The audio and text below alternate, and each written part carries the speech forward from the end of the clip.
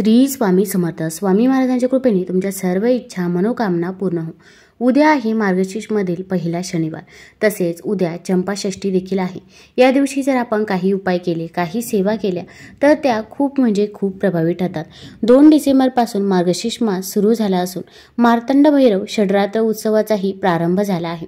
मार्गशीर्ष शुक्ल पक्षातील प्रतिपदा तिथीपासून ते षष्ठीपर्यंत 6 दिवस नवरात्री असते. जेजुरीला हा उत्सव खूप मोठ्या प्रमाणात आणि जल्लोषात साजरा करतात. यंदा चंपाषष्ठी 7 डिसेंबरला शनिवारी असणार आहे.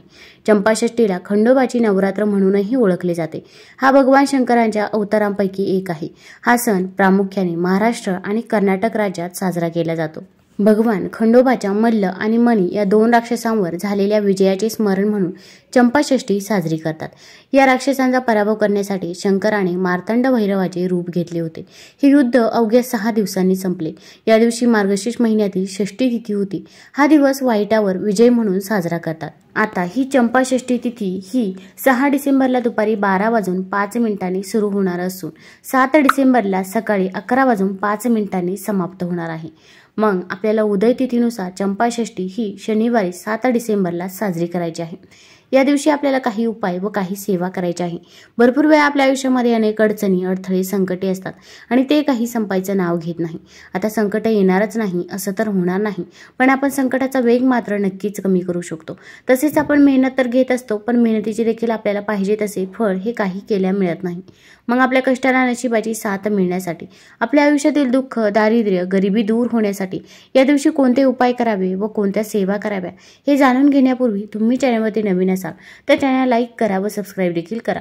कमेंटमध्ये श्री स्वामी समर्थ किंवा जय मल्हार लिहायला विसरू नका.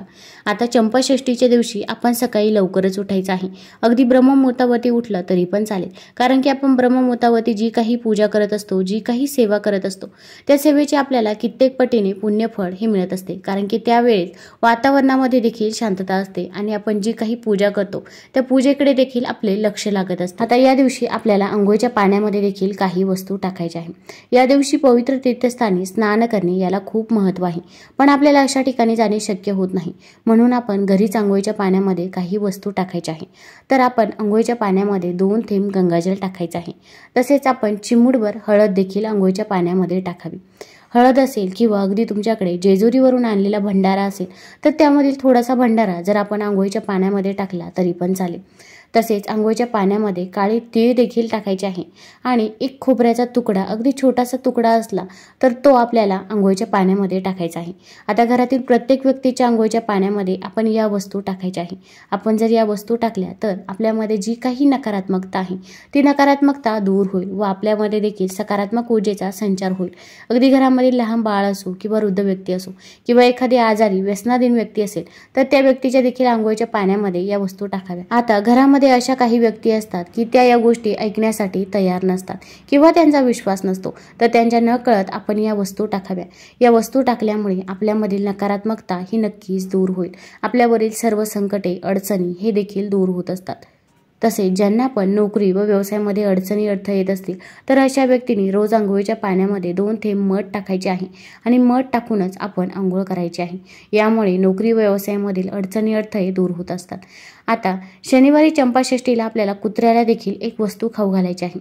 आता कुत्रा म्हणजे साक्षात खंडोबाचं वाहन आहे. आता आपल्या इथे जवळपास जिथे पण कुत्रा असेल तिथे आपण जाऊ शकता किंवा आपल्या इथे जर कुत्रा असेल तर त्याच कुत्र्याला तुम्ही ही वस्तू खाऊ घातली तरी पण चालेल. त्या अगोदर आपण घरामध्ये काही उपाय व सेवा देखील करायची आहे. आता आपल्या इकडे जेजुरीवरून आणलेला भंडारा असेल किंवा तो नसेल तर तुम्ही घरामधील हळद घ्यायची आहे. देवापुढे एक शुद्ध तुपाचा किंवा तिळाच्या तेलाचा, मोहरीच्या तेलाचा दिवा प्रज्वलित करायचा आहे. त्यानंतर आपण तो भंडारा एका वाटीमध्ये देवापुढे ठेवायचा आहे. आता हा भंडारा ठेवल्यानंतर आपण ओम नमः शिवाय, ओम नमः शिवाय या मंत्राचा 108 वेळा जप करायचा आहे.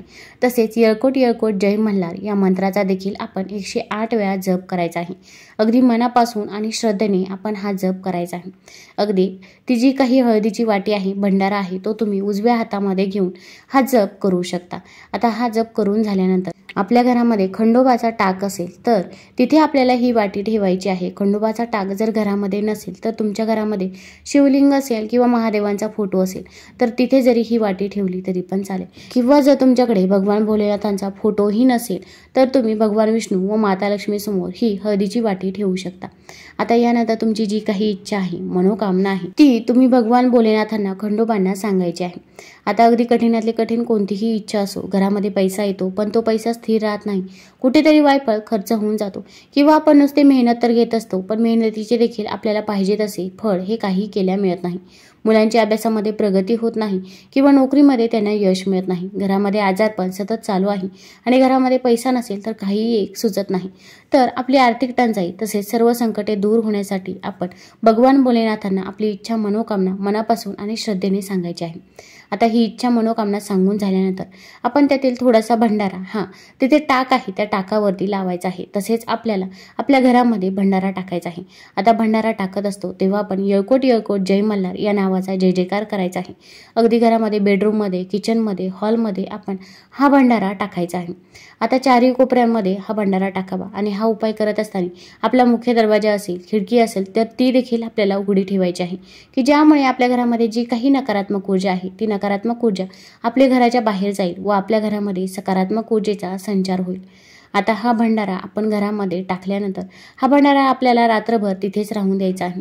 दुसऱ्या दिवशी सकाळी हा भंडारा तुम्ही उचलून घ्यायचा आहे किंवा भंडारा उचलणे शक्य नसेल, आपण जेव्हा फरची पुसत असतो तेव्हा तो भंडारा आपण आपल्या घरामध्ये पुसून घेतला तरी पण चालेल। यामुळे आपल्या घरामधील नकारात्मक ऊर्जा ही दूर होत असते, आपल्यावर येणारी सर्व संकटे, अडचणी, अडथळे हे देखील दूर होत असतात। तसेच त्यातील काही भंडारा आपण आपल्या कपाळाला लावायचा आहे, आपल्या मुलांच्या कपाळाला, पतीच्या कपाळाला देखील हा भंडारा लावायचा आहे। आता या दिवशी तुमच्या इथे जवळपास कुठेही जर खंडोबाचं मंदिर असेल तर तिथे आपल्याला जायचं आहे, तिथे आपण एक नारळ जरूर फोडायचा आहे। आता या दिवशी कुत्र्याला देखील आपल्याला एक वस्तू खाऊ घालायची आहे। आता कुत्रा म्हणजे साक्षात खंडोबाचं वाहन आहे। या दिवशी आपण खंडोबासाठी भाकर आणि वांग्याचं भरीत बनवत असतो, तर तेच भाकर आणि वांग्याचं भरीत आपल्याला कुत्र्याला खाऊ घालायचं आहे। मग जिथे पण जवळपास कुत्रा असेल तिथे जायचं आहे। काळ्या रंगाचा कुत्रा असेल तर अतिउत्तम होईल, काळ्या रंगाचा कुत्रा मिळाला नाही तर कोणत्याही कुत्र्याला तुम्ही बाजरीची भाकर आणि वांग्याचं भरीत हे खायला देऊ शकता। आता हे खायला देत असताना आपण येळकोट येळकोट जय मल्हार या मंत्राचा जप करत राहायचा आहे। तसेच आपल्या देवाऱ्यामध्ये असणारा थोडासा भंडारा आपण उचलायचा आहे आणि तो आपण कुत्र्याच्या कपाळाला लावायचा आहे किंवा अगदी तुम्ही पूजेमध्ये जो भंडारा घेतला होता, जी हळद घेतली होती ती देखील वापरली तरी पण चालेल। आता यानंतर आपण कुत्रा जेव्हा ही भाकर खात असतो तेव्हा आपल्याला आपली इच्छा मनोकामना बोलायची आहे। मग कठीणातली कठीण कोणतीही इच्छा असो तर ती तुम्ही कुत्र्याजवळ बोलायची आहे। आपली कोणतीही कठीण इच्छा असो ती कुत्रा खंडोबाजवळ बरोबर सांगत असतो आणि आपली इच्छा लवकरात लवकर पूर्ण होते अशी मान्यता आहे। आता आपल्याला जर कुत्र्याला बाजरीची भाकर आणि वांग्याचं भरीत खाऊ घालणे शक्य नसेल तर आपण एक चपाती बनवायची आहे। त्या चपातीवरती आपण थोडासा गूळ पसरवायचा आहे, थोडीशी हळद टाकायची आहे, थोडंसं शुद्ध तूप टाकायचं आहे आणि या चपातीचा रोल बनवायचा आहे। अशी चपाती देखील तुम्ही कुत्र्याला खायला देऊ शकता। तसेच या दिवशी शनिवार देखील आहे, त्यामुळे शनिवारी देखील कुत्र्याला मोहरीचं तेल लावलेली भाकर ही खायला देत असतात।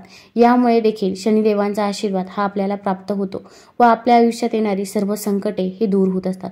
आता कुत्र्याला आपण ही चपाती किंवा भाकर खाऊ घातल्यानंतर आपण डायरेक्ट घरी यायचं आहे। आपण मध्ये कुठेही थांबायचं नाही। आपण मध्ये कुठे थांबलो तर आपण जो काही उपाय केला, जी काही सेवा केली तर ती सेवा ही फलदायी ठरत नाही। तसेच एक गोष्ट लक्षात ठेवायची आहे की कुत्र्याला जेव्हा भाकर आपण घेऊन जात असतो तेव्हा देखील आपण कुणासोबतही बोलायचे नाही आणि येताना देखील आपण कुणासोबतही बोलू नये। मासिक धर्म असेल, सूतक असेल तर या काळामध्ये आपल्याला हा उपाय करता येणार नाही। तुम्हाला जर हा व्हिडिओ आवडला असेल तर चॅनलला लाईक करा, सबस्क्राईब करा। धन्यवाद।